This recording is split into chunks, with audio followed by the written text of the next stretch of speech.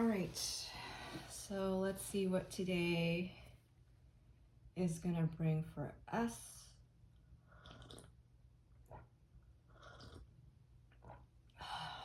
Got my coffee here, again, organic. Go straight to it.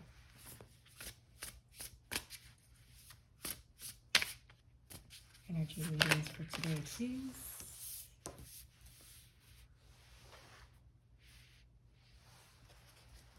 Energy reading for today.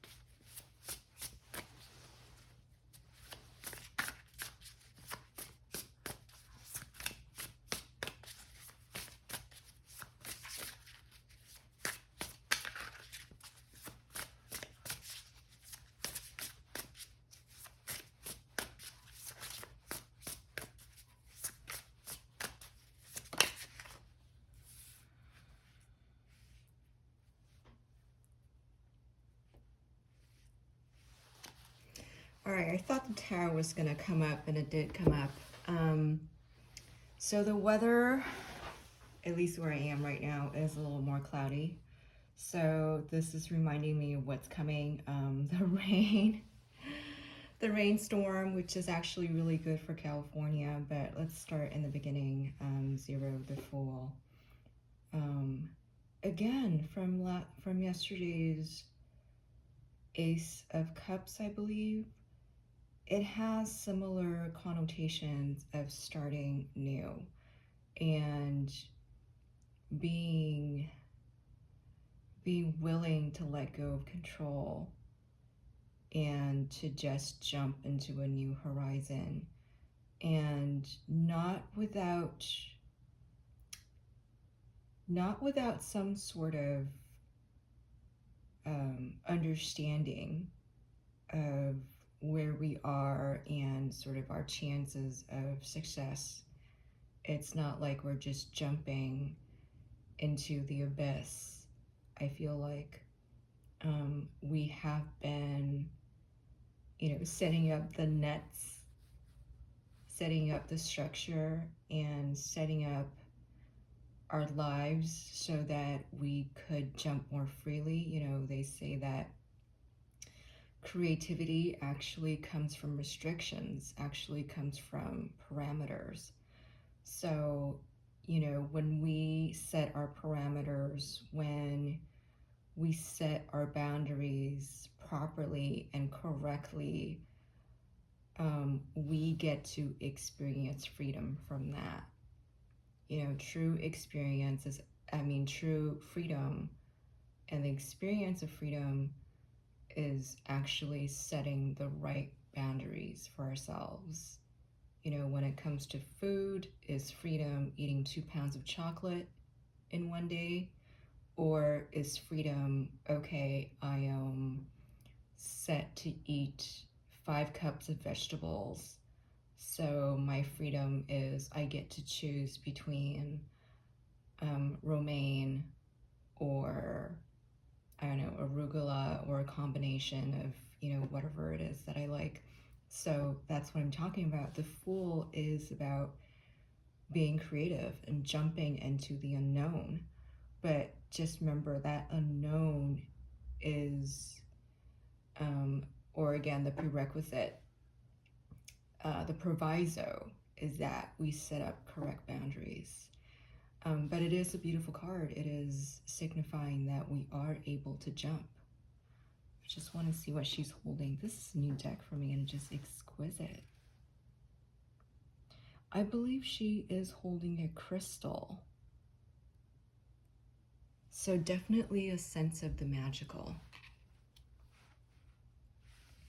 And the sun, this is our internal influence, feeling like we can do anything under the sun, and feeling bright and feeling happy and feeling charged. As a Leo, I know that there is in my core a knowing that, you know, just as Dr. Seuss said, we really can do anything under the sun. The sky's the limit, our imagination is the limit. So when the sun appears, I know that I am in sync with the truth of who I am. I am in sync with the boundless. I am in sync with the limitless. And it's a sense of the divine blessing as well. You know, I'm not saying that the divine blesses us selectively. I think that's sort of an old institutional religious paradigm where only the select few of the clergy are blessed, directly blessed by God, directly blessed by divine sources, and the rest we have to get that blessing secondhand. And this is reminding us that our divine source is within, and we can connect to it anytime. And it's showing up as our internal influence position. So we are feeling charged. We are feeling that connection directly, and it is beautiful. And our external influence, Two of Pentacles. In the traditional Smith-Waite, Rider-Waite, there is a sense of being busy for the sake of being busy, and not really knowing why we are doing the busy dance. And what I have come to realize recently is that the busyness is kind of our conditioning's way to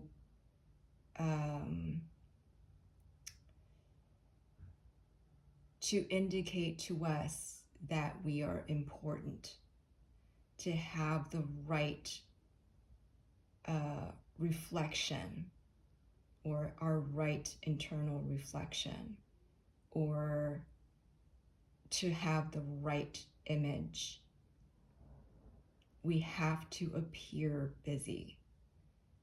We have to appear like we're juggling all these different aspects of our lives to others. We have to appear to be in urgency all the time, but we don't know why. So for external influence, I would say to watch out for the times when we are doing the juggling act and not knowing why. Let's look at this card closely.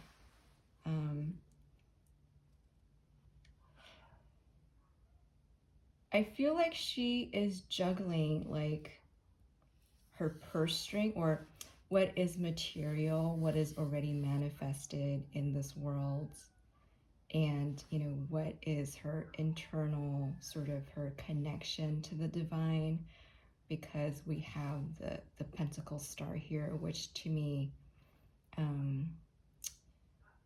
means a sense of her internal guidance. So she is kind of not sure which parts to focus on or how to put them together. Actually, this card reminds me of the step before temperance, because temperance is the achieving of sort of the two worlds, the material and the spiritual. And temperance, the card, signifies the ability to mix the two and manifest both in the physical worlds. And Two of Pentacles is sort of still trying to see what is the best mix for us. And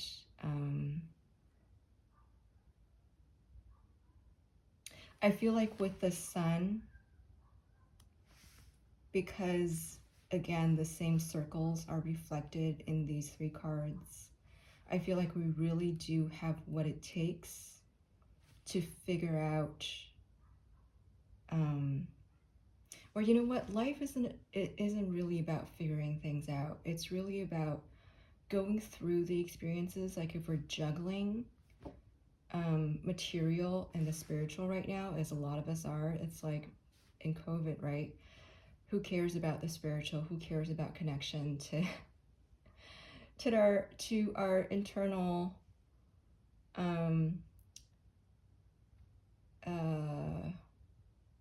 internal serenity, that internal divine? Who cares about that? We're just trying to survive, and there is a place for that. So definitely not to shoot that down. It's just an invitation to connect to that part of us that is forever abundant. That's all. There's no wrong in that juggle right now, because for a lot of us, the situation really really does call for it. So then the Tower as the outcome and the advice.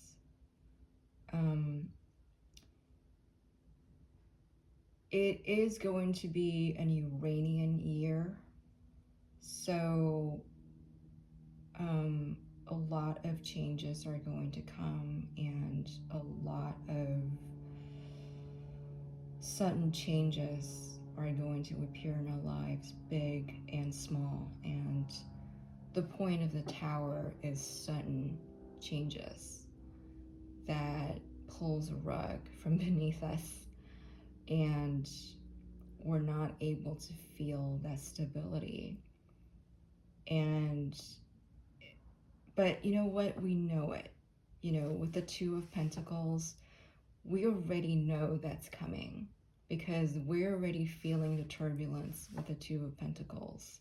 So the Tower is just dismantling what is no longer working in our lives, so that we could get closer to the Sun. We can get closer to our energy source within. Like the Tower gets rid of what was draining us before, either the analysis paralysis, the overthinking, the fear of what are others gonna think of me, and what would my family think of me if I do this, and what would my colleagues think of me if I do this. The list goes on and on and on. And even with that internal judge, jury, and executioner, which is our conditioning, our ego, right?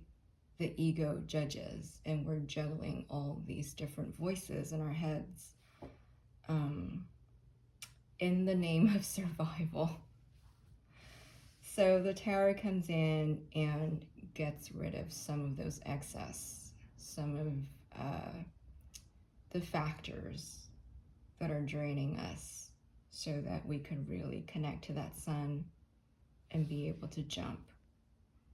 So, I mean, the energy, the central energy is the Fool. So it's saying that when that circumstance appears, when we're made to make changes and jump, do it. You're divinely protected. Let me just do a clarification card for the Tower. I mean, I never like to leave the readings with a sort of a, I wouldn't say a negative card, but a card that's more on the precautionary side. Let's see. What is the good that can come out of the Tower? What is the divine gift that comes out of the Tower? The Three of Pentacles. So, finding our tribe, being closer to our tribe, who is able to support us with who we really are and see who we really are and carry us to the next step of creativity, of creationism, and of our work.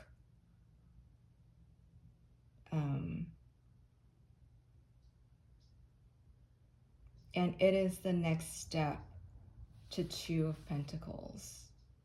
So just know that the busy work is not going to be in vain. It's going to lead to changes. There will be changes. But it is also going to lead to a sense of being supported by teamwork, by those who are really, really aligned to who you are, to the beautiful presence, to the grace that is you.